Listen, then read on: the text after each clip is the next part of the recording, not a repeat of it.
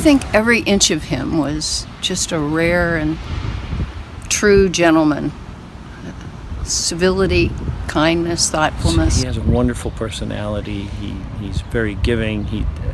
Again, he's incredibly smart, incredibly sophisticated, and yet he always exercised his sense of humor. He was extraordinarily charming, humorous, very, very funny and amusing, witty, but really, really the most thoughtful person. And the thing that struck me about the way he approached his philanthropy is that he was so cerebral about it. I don't think I've ever met anybody who put so much thought, analysis, and he did it himself. I mean, he had a great staff that helped him, but he would do research himself, and he was always focused on the future. Even in his 90s, he was thinking about the future of Pittsburgh. Well, the hospitals, of course, are the main things, but they also support the arts and the university, and particularly the Carnegie Museum of Art, which is really important. So Henry was on the board for a long while. I'm on the board now. It's a great pleasure to be on the board. Lee is on the board. As a family, they made you feel like you're part of them. And the conversations were always lighthearted. Henry had a great sense of humor. Spent some time in their Ligonier home and the Pittsburgh home, and of course socially in the city. Now look at philanthropic families, and there have been many in Pittsburgh.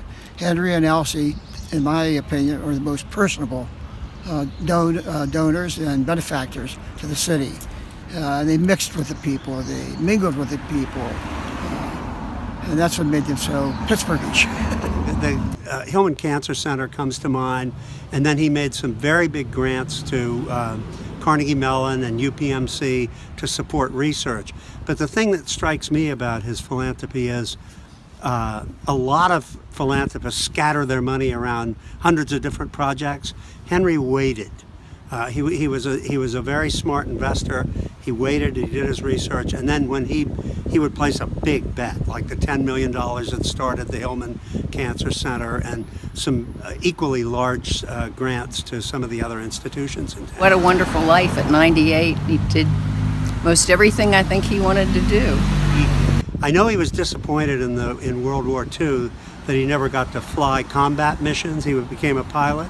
But I think as soon as he came out and he and Elsie got married, he was very, very happy, and right away he went in his own direction.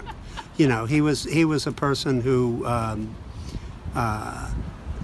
was really on the cutting edge of venture philanthropy through globally and throughout the United States. So he always set his own direction, and I think he had a wonderful, happy life. He and Elsie both did. Yeah, we're going to miss them because they were a fabric of the city, and in my case, because of the arts, great supporter of the arts, the museum, and individual artists. What a great family.